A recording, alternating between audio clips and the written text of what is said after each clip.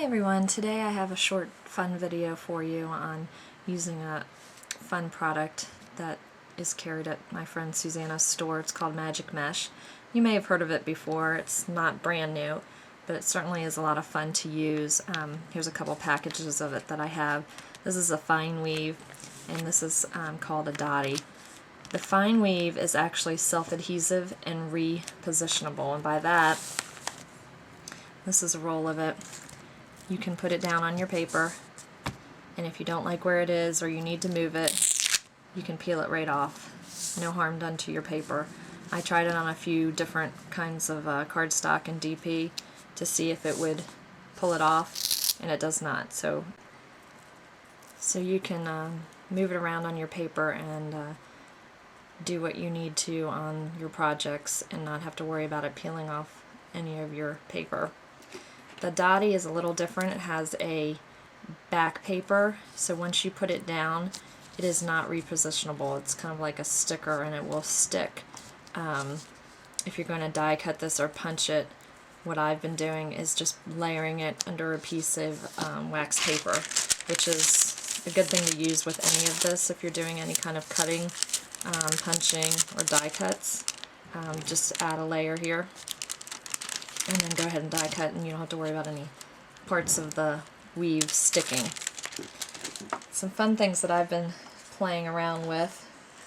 I created some fun little hearts out of the red weave, and these are actually Spellbinders dies. I just put it on some wax paper, so I just put a square of it, put my die on top, ran it through my Cuddle Bug, and this is what I came out with. So fun little embellishment for your cards or projects or scrapbooking, whatever it is that you may do. And like I said, they peel right off. So really fun. There's a ton of things you can do with this. I had fun playing. This is a little flip-flop Sizzix die that I had, and I ran it through with the dotty. There's still wax paper on the back, so I can peel that off and put it where I want to when I'm ready. And then I just die cut it again with cardstock to get the little part of the flip-flop. I also die cut letters, which is something fun, especially if you scrapbook or make cards. You can die cut letters on here. Fun embellishment. It would be cute with the dotty as well, but you can kind of match it up with your paper. It comes in just a bunch of colors, and Susanna has a lot of these in stock.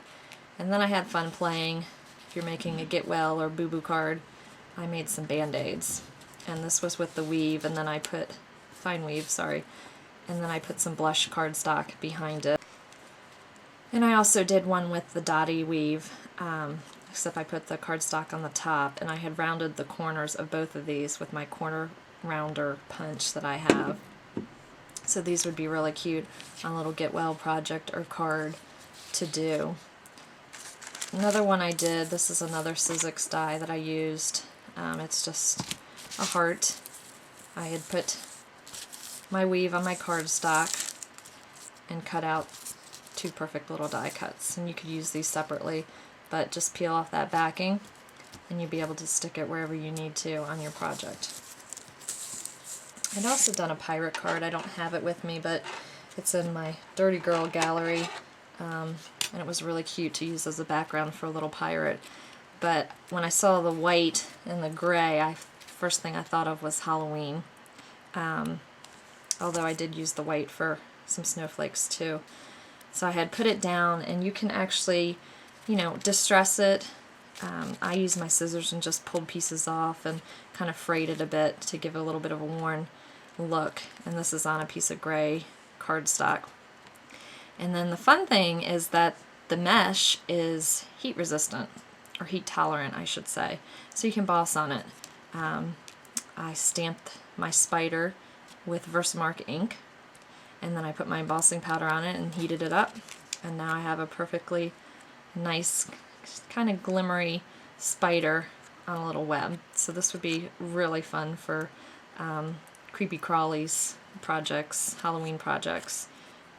But like I said, you can distress it, and you could even ink the edges of this to make it even more distressed looking. And then here, this is just a little sample. I showed you how you could fray the edges. You just pull it out like you would a piece of burlap, and you can fray the edges. This would be cute if you did squares for a little quilt. You could weave things in it. Here I weaved some little prima roses. You could sew through it. I've seen people weave ribbon through it, which is really pretty. And again, you can lift the whole thing up and move it if you need be. Something else, you can also stamp on it. So this is a hot pink. And then I have a little strawberry stamp. And the ink up here. So you can stamp on it. Of course, you want to use a contrasting ink that will show up on it. And then I have the little strawberry top that I used.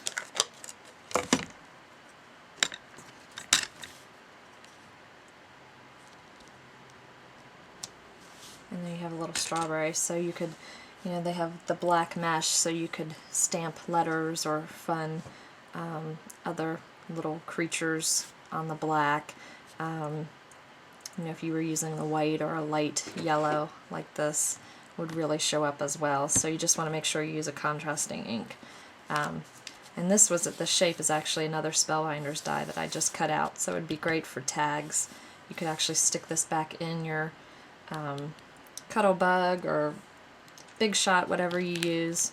You know, line your die right back up with it, cut it out, and then you've got a cool little embellishment or tag if you wanted to put a hole in there.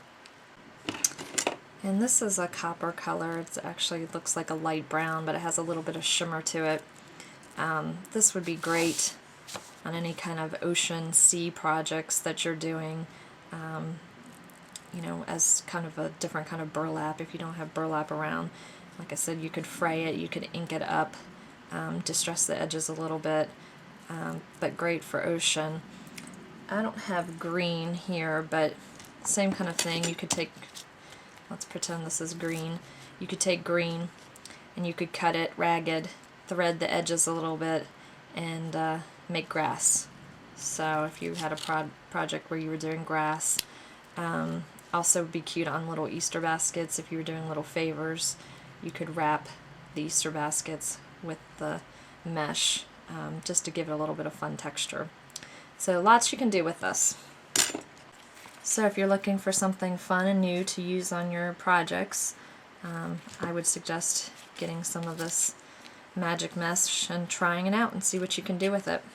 Thanks so much.